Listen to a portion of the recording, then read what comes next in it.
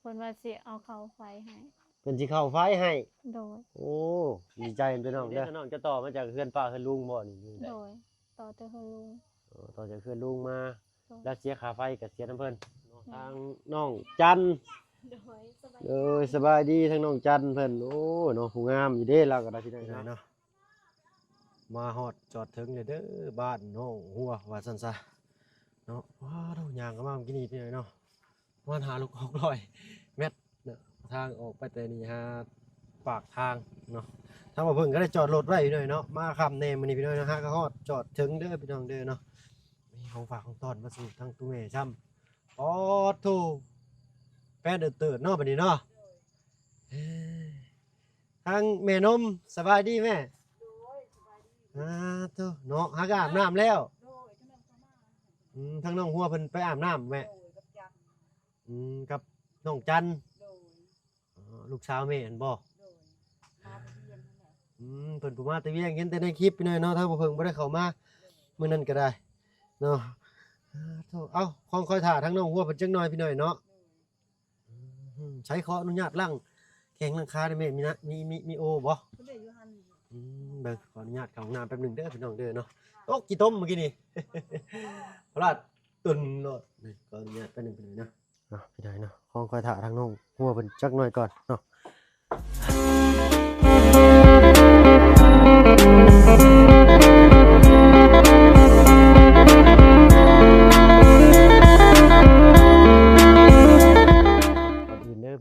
ก่อนอื่นเนี่ย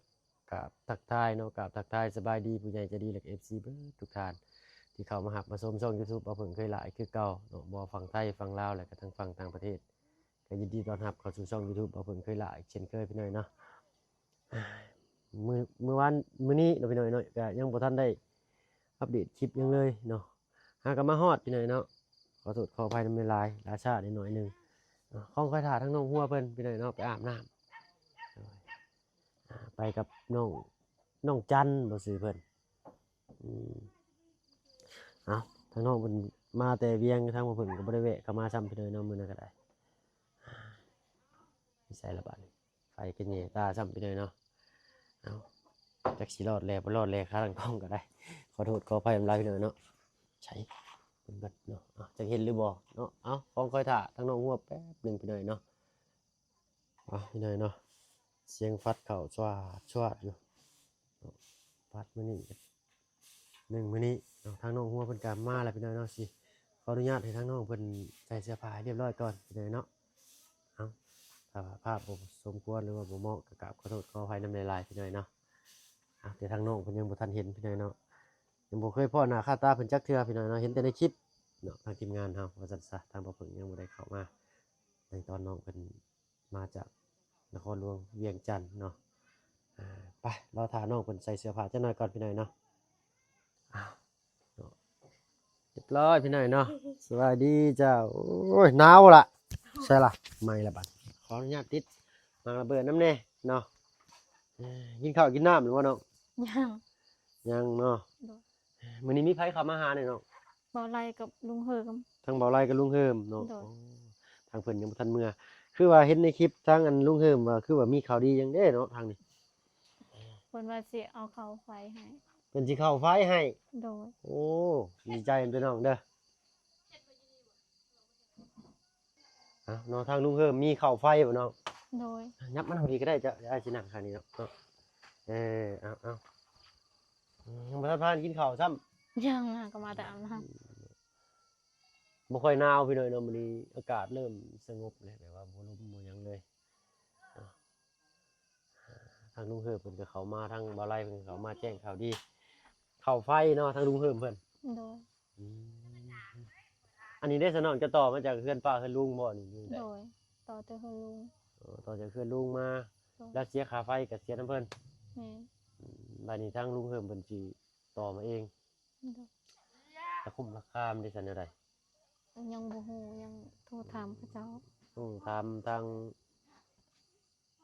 กรมไฟฟ้าก่อนพี่น้อยเนาะดีใจนำเด้อน้องเด้อเนาะบัดนี้ก็สิมีมิเตอร์ไฟหรือว่ากองเตอร์ไฟบ้านเอิ้นเนาะก็สิอยาก เพิ่งนิดหน่อยหนึงพี่น้อยเนาะการติดตั้งไฟฟ้าอยู่ทางบ้านเฮานี่ก็ได้เนาะเห็นทางเฮือนน้องซอนแล้วก็ทางเฮือนน้องน้ำเนาะซ่าแน่เนาะบ่คือทางฝั่งไทยเพิ่นเสียเงินแป๊บเดียวแล้วก็ติดภายในมื้อนั้นเลยคือแนวใดพี่น้อยเนาะทางบ่เพิ่นก็บ่ฮู้คักปานใดทางนั้นก็ได้ขอโทษขออภัยพี่น้อยเนาะมื้อนี้ก็เข้ามาซ่านี่ค่ำมืดย่างเข้ามาก็ตกขี้ต้มกินอีกเนาะเพิ่นพากันไปไสเนาะ เขาไปรวมประตูศาสนา เป็นเขาไปรวมอยู่ในอันนี้ในโบสถ์นี้เนาะ แม่น โดยถึงว่าเห็นเพิ่นใต้โคมไฟย่างออกไปเนาะตั้งตู้ให้เพิ่นจะเก็ดจังยินเสียงโคกตึมสิย่อเข่าอีกแล้วพี่น้อยเนาะ เฮ็ดกิน เฮ็ดกินอีกแล้วอ๋อตก เนาะ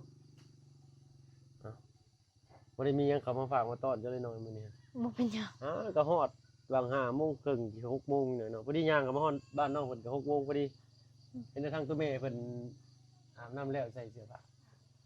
เอิ้นหาทางน้องหัวอยู่บ่เด้อ้ายโทรเข้ามาก่อนแล้วเนาะถามว่าทางน้องอยู่เฮือนบ่มื้อนี้เนาะทางน้องเพิ่นสิเฮ็ดฟิตเนสเนาะเพราะว่าน้องเพิ่นบ่อยู่เฮือนเด้จะฟิตเนสบ่จังว่าอันเน็ตบ่มีซะเป็นจังเนาะ เฮ็ดเฮ็ดไปอาบน้ำ ฟิตเนสไว้โดยใช้ทางน้องเจ้าเพิ่น อยู่ทางเฮือน คือว่ามาแล้วอัดรอท่าทางน้องเพิ่นอัน มันจันชอบเอาคนยอชอบคน ใส่เสื้อผ้าก่อนหน่อยเนาะหลายท่านคือสิได้เห็นแล้วพี่น้อยเนาะในหลายๆช่องแต่ทั้งช่องว่าเพิ่นยังบ่ทันพ่อหน้าเพิ่นจักเทื่อครั้งแรกเนาะคือกับเจ้าอยู่บ่ ก็คืออยู่ คืออยู่เนาะอายุน้องเจ้าจักปีเลยเนาะ 17 เจ้า19 โดย ห่างกัน2 ปีเนาะพี่น้องเนาะเนาะนี่ลมหนาวเริ่มมาแล้วบัดนี้ปุ๊ชาวบ้านเพิ่นได้โคมไฟเพิ่นพี่น้อยเนาะออกไปรวมเนาะทางว่าเพิ่งสิได้ใส่แฟลชพี่น้อยเนาะส่องออกไปแฟลชโทรศัพท์ย่างมากนี่ตกกี่ต้มลงห้วย โอ้ยว่ะ ฝนตกเมื่อวานนี้ถางยังยากอยู่ยังบ่ทันได้แห้ง เดยเอาจะเห็นหรือบ่เบิ่งให้ไปจอบเบิ่งก่อนจักหน่อยหนึงเนาะเห็นอยู่เนาะไปได้น้ำในมีสมบ่จักอยู่ในห้องน้ำนะ ยังบ่ทันได้ตัก ยังบ่ทันได้ตักซ้ำ โดย แล้วกันเนาะฟ้าฝนก็ตกซ้ำบาดนี้ทางเขาก็เขายากฝากรถไว้รถสิบ่เสียบ่นี่เนาะไว้นำมัน เพิ่นอยู่เฮือน แม่นอยู่ทางเบาน้อยเนาะหมู่ทางน้องหัวแหละพี่น้อยเนาะทางเบาน้อยนี่เพิ่นก็นิสัยดีอยู่พี่น้อยเนาะกันเว้ากันจ้าเอาเฮียนรุ่นเดียวกันบ่เนาะ โดย คงคอยถ่าทางน้องจันบ่ชื่อน้องเจ้า โดย เนาะน้องจันเบิ่งคันหน้าค่าตาเพิ่นครั้งแรกของบ่เพิ่นก่อนเนาะเห็นแต่ในคลิปวิดีโอตัวจริงสิเป็นแนวใดว่าซั่นซะ ไอ้เด้เนาะทางน้องจันเพิ่นแล้วหรือบ่เนาะเอาคงคอยถามน้องเพิ่นจักหน่อยก่อนพี่หน่อยเนาะทางน้องจัน โดยสบาย สบายดีทางน้องจันเพิ่นโอ้เนาะผู้งามอยู่เด้เราก็ได้พี่หน่อยเนาะใส่ละคือมือแต่ละกล้องเขาก็ได้เอาเนาะแล้วก็พากันมาแต่อาบน้ำแล้วน้องเนาะ โดย พากันไปอาบจักคนมื้อนี้ หลายคนอยู่หมู่ มุทพานกินข้าวกินน้ำซ้ำเปิดตึกซองไอ้น้องมาสั่นซาพี่น้อยเนาะมาฮอดทางตัวแม่เพิ่นก็ควงสากโชว์เลยเนาะเบิ่งก่อนขึ้นไปอันเฮ็ดของกินก่อนเราอ่ะโอ้ยเนาะปฏิเสธเพิ่นก็บ่ได้พี่น้อยเนาะทางทีมงานเขามาแต่ละมื้อพี่น้อยเนาะก็บ่ได้พากันเห็นแก่กินเด้อพี่น้องเด้อเนาะถ้าบ่กินก็บ่แล้วเด้เป็นหยังน้องคือว่าบ่แล้ว คลำ คลำเนาะ เอาพี่น้อยเนาะเพื่ออะไรทางนี้นั่นสิเห็นตลอดดอกทางอันชาวบ้านเพิ่นเนาะไฟผ่านไปใกล้มากอะกินข้าวเด้อเพิ่นว่าเนาะคือเฮาเข้ามานั่งเรือนนอนซ่านจังซี่นี่โอ้บ่กินบ่ได้เด้อพี่น้อยเนาะแล้วแต่ความคือไฟเพิ่นว่าซั่นซะเนาะคือบ่ค่อยปากคือน้องจันเพิ่นเนาะเป็นไดล่ะเวลาไปเฮ็ดเวียกอยู่ทางอันต่างเมืองต่างแขวงต่างถิ่นเป็นได ก็บ่ได้เป็นนะ เนาะ โดย ม่วนอยู่บ่ไปอยู่พุ่น ก็ม่วนอยู่ ไปเฮ็ดเวียกหยังล่ะทางน่ะ เฮ็ เวียกบ้านแล้วก็เอาน้อง โดยเฮ็ดเวียกเป็นแม่บ้านว่าซั่นซะเพิ่นได้ให้เงินเดือนเท่าใดน้องทางนั้น 2,500,000 2 ล้านห้าก็ตกอยู่ประมาณ 5,000พี่น้อยเนาะ 4,000 ปลาย 1,600 ต่อ 1 ล้าน 3,000 4,000 เนาะ 4,000 บาทต่อเดือนหนึงเนาะคิดอยากไปไทยอยู่บ่ ก็คิดอยู่ คิดอยู่เนาะ โดย สิกล้าไปอยู่บ่ล่ะ ก็บ่ค่อยกล้าปานใด หากต้องลองเบิ่งเนาะเพื่อ โดย อยากมีไปมื้อหน้าพี่น้อยเนาะเอาเป็นจั่งใดเรื่องว่าสิเมื่อหาทางเยี่ยมทางตู้พ่อเนาะ ถ้าให้บ่บุญกับบ่จันขึ้นมาครับ โดยเนาะผู้แลถ้าโอ้ล้มน้ำเพิ่นอีกเทื่อหนึงพี่น้อยเนาะว่าทางลุงกับบ่าวบุญสารวัตรนี่สิได้พาน้องเพิ่นลงมือเยี่ยมบ่เนาะรอบนี้ฟังเบิ่งพี่น้อยเนาะรอบที่นี่ก็บ่ทันเนาะรอบที่นี่อยากเมื่ออยู่บ่ ก็อยากเมื่อแต่น้องหาก็มาฮอดหมดต ทา อง น น้อง เช้าแล้วตอนแรง ทางน้องเพิ่นยังบ่ทันได้พักผ่อนว่าซั่นๆน้องเนาะ โดด อยากมืดแต่ละพี่น้อยเนาะเบิ่งก่อนย้ายที่ให้น้องเพิ่นหน่อยหนึงเอ้าเนาะจมูกเพิ่นคือกันอยู่เด้เนาะดังเพิ่นเนาะกับน้ำผากเพิ่นเนาะข้างก็คือพี่น้อยเนาะเออคือกันอยู่พี่น้อยเนาะตาก็ใหญ่ๆคือกันซ้ำเนาะเอาบ่พึงว่าผิดว่าถูกก็ได้ก็กราบขอโทษขออภัยเนาะทางน้องจันอาจสิยังบ่ฮู้เนาะว่าอ้ายเป็นไผมาแต่ไสเด้คำมือเฮ็ดหน้าแลหน้าเขียวมาแต่ไสว่าซั่นตกใจอยู่เนาะ ก็บ่รู้ ก็บ่เนาะ โดย อ้ายมีชื่อว่าบ่เพิ่งเด้อน้องเด้อเนาะ โดย เฮ็ดหน้าดำๆคำเครียดจังซี่ก็บ่ได้ใจร้ายดอกเนาะ ใจดีอยู่เนาะ เว้านัวหัวม่วนพี่น้อยเนาะทางตัวแม่ก็นั่งยิ้มอยู่ซ่านเด้อ อืมเฮ็ดกินแล้วบ่เราหลุดจอบอยู่ได้อพี่น้อยเนาะไผเด้ไกลเข้ามานี่เพิ่นสิเอิ้นอย่างเดียวเด้อเนาะเอาอันนี้ได้ซะน้องกระสอบยังนี่ฮะ สอบเข้า ปาโตบ่ว่าจะย่อคนเดียวได้อีกนี่ บ่ได้ โอ เนาะ เค คันสำนี้ได้ข่อยก็สิยอมแล้วข่อยก็ได้เนาะ เอาพี่น้อยเนาะรอท่าทางตู้เมย์เพิ่นย่อเข้าก่อนเนาะจักหน่อยจึงทยอยกลับว่าซั่นซะเดี๋ยวก็สิโทรหาทางบ่าวไร่กับลุงเอิ้มเนาะเพิ่นยังอยู่นี่เนาะ โดด ขี่รถผ่านขึ้นมาพี่น้อยเนาะก็ค่ำแล้วแหละทางบ่พึ่งก็เพื่อเช็ครถอยู่บ้านค่ำเท่าพุ่นน่ะเนาะว่าสิเดินทางแต่ละรอบเราก็ต้องเช็คเบิ่งว่ายังขัดข้องบ่ใดยันว่ามาถนนหนทางแหละเกิดเหตุขึ้นเนี่ยมันสิลำบากคนอื่นว่าซั่นซะเนาะเอ้าเนาะก็สิพู้นแหละแล้วคงคอยท่าทางลูกเนี่ยทางบ่บุญเพิ่นขึ้นมาประมาณวันอาทิตย์กับวันจันทร์เนี่ยพี่น้องน่าสิเป็นวันจันทร์เพราะว่าทางลุงเพิ่นยังขนข้าวอยู่ว่าซั่นซะฝนก็ตกครับเนาะเกี่ยวข้าวเป็นอยู่บ่น้องจันทร์ เป็น น้องจันทร์เป็นอยู่เนาะ โดย โอ้ยทางลุงจันทร์มานี่เพิ่นสิชวนอันห้องเพลงอันชาวจันทร์กังโกบแล้วบัดนี้เนาะ เนาะเอาเนาะบ่ว่างานใดงานนั้นคันมีคนชื่อจันทร์นี่เนาะมีแล้วดอกควงสากก็มาได้พี่น้อยเนาะเพื่อให้เป็นการบ่เสียเวลาพี่น้อยเนาะมีแต่สิให้ทางน้องเพิ่นขึ้นไปย่อพระเขาพระนามบ่ได้ซะน้องเด้อเนาะเพราะว่าทางอ้ายก็ยังได้มีบ่อนพักบ่อนเช้าครับเนาะไปเดี๋ยวสิลองโทรถามทางลุงเฮิมแล้วก็ทางเบาไล่พาลุยเพิ่นพี่น้อย มอม เนาะ จงไปมาเจ้าเอามา มาแล้วปัตตานี แบบแพ็คดาวเหรอ ยินทัวไปหน่อยเนาะ ติโอ้ย ก็อยู่กันแบบเงียบๆบางทีเลยเลยเนาะ แต่ละมือแต่ละเว้นบ่มีเสียงร้องเสียงรำเสียงรถเสียงรางเนาะคันว่า6 โมง 6 โมงครึ่งไปแล้วก็ได้ มากินข้าว เอามื้อนี้ทางตู้เมย์เพิ่นได้รังสรรค์เมนูหยังเด้เนาะให้ทาง ซีนหมูลุงเหิมซื้อมาแต่ ทางลุงเฮิมเพิ่นได้ชิ้นหมูมาต้อนเนาะ โหย โอ้ยคำนี้ไปเลยเนาะทางมาเพิ่งก็ได้ขอโทษขออภัยน้ำลายและเป็นมื้ออื่นพุ่นแหละเนาะทางลุงเฮิมก็มาแจ้งข่าวดีทางน้องหัวเพิ่นพี่น้อยเนาะโอ้ได้ข้าวฟืนข้าวไฟพี่น้อยเนาะโอ้ยบ่เห็นช้ำบัดตอนนี้เห็นอะไรแล้วข่อย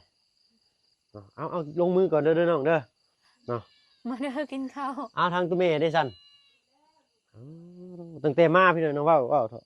บ่เคยได้กินข้าวผมพากับทางตุ้เมย์เพิ่นจักเทื่อเด้เนาะ จะรอผ่อน จะได้ผ่อน ทางน้องพรมากินข้าวมา กินแล้วแซ่บ เลยจะโดยเพิ่นว่าเนาะกินข้าวนี่เพิ่นเอิ้นจะโดยจังเนาะ จะโดย จะโดยซื่อๆเนาะตั้งกล้องก่อนพี่น้อยเนาะเอากินเลยได้น้องเอ้ยเนาะเรามาเลิกกินข้าว เดี๋ยวเอามาเด้อปะลุงเด้อกินข้าวแรงนำกันกับทางอันสองไอ้น้องเพิ่นพี่น้อยเนาะแล้วก็มีทั้งน้องชายหล่าผู้หนึงบ่เนาะทั้งน้องเจ้านะ โดย ขออนุญาตจักบาทกับพี่น้อยเนาะเอ้าขอนั่งคัตตมาธิเลยก็แล้วกันพี่น้อยเนาะเพราะว่าอยากนั่งยากสูงแตกเป้านี่เพิ่นสิได้พากันปบอีกแล้วพี่น้อยเนาะเอามื้อนั้นก็นี่แหละแนวนี่แหละออกมื้อนั้นก็ได้นั่งกินข้าวอยู่กะมาแน่ตัวแม่เนาะมันก็พี่น้อยเนาะพัดอลิแสบังเนาะ บางเนาะ หึ บางเนาะน้ำไม่สม บังเนาะ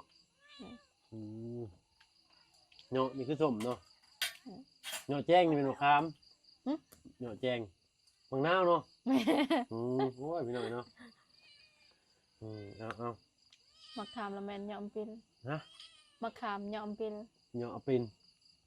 ต้องสวยเนาะทำหลายอย่างอยู่มาเพิ่งลืม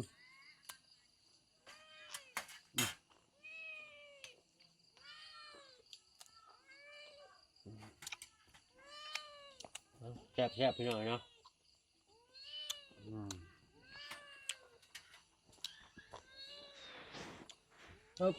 พอหยับนิดกล้องไว้ก่อนพี่น้อยเนาะจนเราขอกินคำใหญ่ไปได้เนาะอย่างเนาะฝากท้องฝากชายน้ำน้องเพิ่นโนอิ่มบาดตอนนี้เนาะเฮ็ดอะไรบาดนี่ยิ่งออกแล้วบาดนี่ข่อยเนาะ ทางออกกับมือช้ำพี่น้อยเนาะคนแห่งย่านอยู่ทางน้องหัวบัดแห่งทามเจ้าออกเมื่อเจ้าบ่ย่านบ่เพิ่นว่าเลี้ยวกันแต่บาดมันสิมีหยังบาดนี่ ยางออกไปสม โอ้ยบ่เป็นหยังดอกเนาะยังฮักกะยังบ่ฮอดทุ่มหนึงครับสิได้สิกลับเอาก่อนบัดนี้เนาะเปิดแฟลชโทรศัพท์บ่ได้ดอกบ่ยาวหน่อยเนาะทางเพิ่นไปร่วมกับเต็มอยู่พุ่นคือสิบ่มีหยังดอกเนาะก็ใกล้อยู่ได้พี่น้อยเนาะผ่านป่ามันกายโรงเรียนไปอีกหากย่านตกตะขี้ต้มกับบ่ได้ย่านตกอย่างตอนนี้ทางแม่นมด้วยซั่นกลับก็ได้แม่นมเด้อโดยกินข้าวกินปลาโอ้ยแซ่บหลายไปเลยเนาะขอบมุกขอบใจหลายๆเจ้าโดยคันซั่นทางอ้ายสิขอตัวกลับก่อนเด้อน้องเด้อเนาะ โดย ขอบคุณหลายๆเจ้าไปแล้วเนาะ สบายดี สบายดีจ้าไปพี่หน่อยเนาะฟังเสียงกบเสียงเขียดกันบาดนี้เนาะไปแล้วพี่หน่อยเนาะย่างกันเด้อน้องเด้อเอาเดี๋ยวจะเปิดแฟลชเอาดอกเนาะบ่ยากเนาะเอาพี่หน่อยเนาะสำหรับคลิปนี้ถ้าบ่เพิ่งก็สิขอตัวเดินทางออกไปซะก่อนเนาะขอบมุกขอบหอทางครอบครัวน้องหัวเพิ่นหลายๆเนาะเดี๋ยวค่อยสิเปิดแฟลชแต่ตอนนี้ค่อยเปิดแฟลชบ่ได้เนาะเนาะต้องถอดเคสออกก่อนพี่น้อยเนาะโทรศัพท์บ่เพิ่นจึงสิเปิดแฟลชได้เพราะว่ามันสะท้อนกับเคสโทรศัพท์เลยมันสิย้อนแสงเข้ามาเนาะเมื่อวานฝนตกเพิ่นว่าเนาะโอ้ยพี่น้อยฝนตกทั่วทุกหม้องทุกบอนอะลีอันนี้เนาะแต่ว่าทางน้องบ้านน้องเพิ่นนี่สิตกตลอดพี่น้อยเนาะใส่มือจับเอ้าใส่ล่ะพลาดคอนนี่พอแห้งอีกนี่เอ้าโอ้เนาะย่านแต่งูเงี้ยวเขี้ยวคอนี่แหละพี่น้อยเนาะตอนนี้นั่นนะยังไกลอยู่เนาะหาก็ออกมาวิทย์บ้านน้องเพิ่นน้อยหนึงเนาะทางน้องเพิ่นว่าสิไต่ไฟโคมไปส่งบ่เป็นหยังดอกพี่น้อยเนาะเกรงใจน้องเพิ่น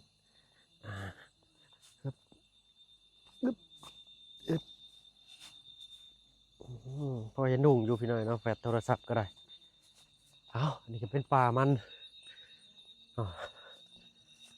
บ่เป็นหยังดอกพี่น้อยเนาะเพราะว่าทั้งบ่เพิ่งก็ออกไปใกล้สิฮอดถนนเลยก็บ่ได้ฮอดบ้านบ่าวน้อยพอดีบ่อนที่เฮาฝากรถไว้เนาะเป็นอัธยาศัยเนาะการเว้าการจานิสัยดีอยู่เนาะนี่แหละเพิ่นก็พากันรวมอยู่นี่เนาะมันนั่นเพิ่นเฮ็ดจังได๋กันเนาะไต่ไฟโคมเพิ่นลัดไปบ่เนาะเป็นป่ามันเพิ่นเฮาบ่กล้าลัดไปเพิ่นดอกเนาะ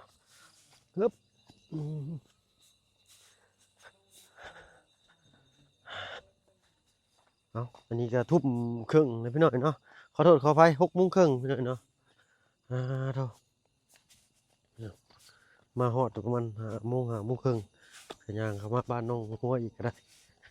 ใกล้เติบอยู่เนาะเอาปึ๊บถนนไปบ่ได้เลยพี่น้อยเนาะรถรางโทรไปได้ละข่อยบาทข่อยมาได้เนาะตอนนั้นเนาะพุ่นป่ะ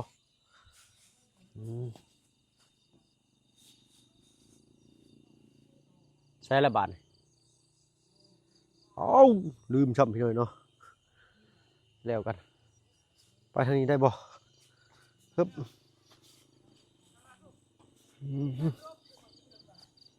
ใช่ละ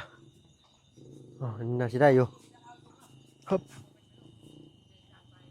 เดี๋ยวขามก้อนฮึบ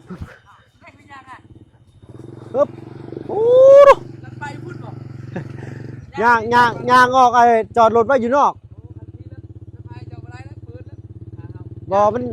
มันตกลงเลยมันไปบ่ได้เลยโดยมันคุ้งมันไปบ่ได้เจ้าโดยขอบใจหลายๆเจ้าโดยไปหน่อยเนาะปึ๊บนี่แหละข่อยมาตกคุ้มเลยนี่แหละรอบเมื่อกี้นี่นั่นเหยียบเลยมันลื่นเนาะเด้งหน้าเด้งหลังอยู่ปึ๊บชิลื่นอีกแล้วเอาอันนี้ก็คือวิทย์เลยแหละพี่น้อยเนาะบอลที่ไว้ยากเลยแต่ก็ยังโบง่ายเนาะข้างหน้าก็มันยากนะบ่ต่างเงี้ยก็เลยสิได้ย่างเขาเงียนปึ๊บชาวบ้านเพิ่นก็ย่างไปย่างมาอยู่เด้พี่น้อยเนาะมันก็บ่ได้เป็นตาย่านตายังดอกพี่น้อยเนาะปึ๊บสิมันอื่นนี่เนาะกะเว้ากับปากเอาในปากในคอนี่แหละพี่น้อยเนาะปึ๊บไปใส่ละ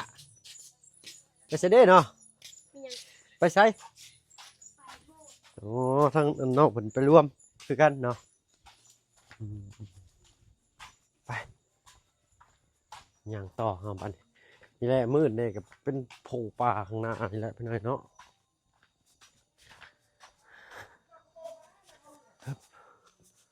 มืดคืออยู่มีเฮือนหลังเดียวนี่พี่น้อยมีไฟเอาไปฮึบจะออกคุณบ่โอ้ยดีใจหลายๆสันขอบมุกขอบหอยหลายไปโอ้ยโดยบุเป็นยังไงขอบคุณหลายๆโอ้พอดีพี่หน่อยเนาะเจอทางง่ายเพิ่นเนาะออกไปพอดีโธ่บ่เงาแล้วข่อยจ้ะเป็นป่าต้นไม้ช่างเพิ่นเดินง่ายไม่ชักบ่ป่าไม่ชักเพิ่นเนาะทางกันจังซี่แหละเด้อเนาะปึ๊บ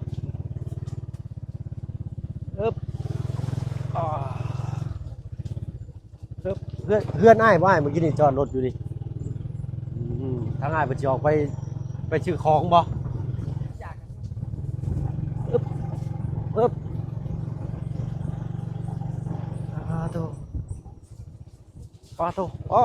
ปึ๊บเก่งได้พี่หน่อยเนาะขับรถนี่เอาปึ๊บโธ่สิไปได้อยู่บ่ไอ้ลงก่อนบ่ปึ๊บหมุนมันเลยขาแล้วเนาะโธ่อันนี้ปึ๊บมิดท่อเลยมิดท่อไอเสียเลยเนาะจอดเพื่อนอันเบาน้อยก็ได้เด้อเพื่อนเบาน้อยขวามือนี่แหละทางบ่พึ่งจอดรถไว้นี่พี่หน่อยเนาะจอดนี่แหละไอ้เอ้ยเนาะโอ้ยขอบคุณไอ้หลายๆเด้อไอ้เด้อเนาะ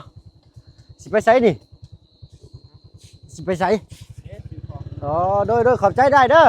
โดยไปพี่หน่อยเนาะถ้าบ่เพิ่นก็สิขอตัวลำลาก่อนเนาะพบกันคลิปหน้าสำหรับคลิปนี้ลาแล้วพี่หน่อยเนาะดีแม่งเบิดสุขทุกคนทางบ้านน้อยอยู่บ่เนาะเป็นไข่ที่สติกเกอร์เขา3 แผ่นพุ่นบัดนี้กินยาเลยบ่ได้ยายังกิน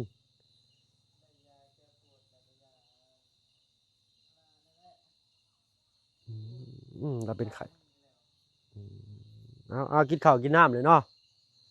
นี่แหละพอได้อาศัยไผเพิ่งฝากรถฝากล่างน้ำบ่าวน้อยเพิ่นนี่แหละ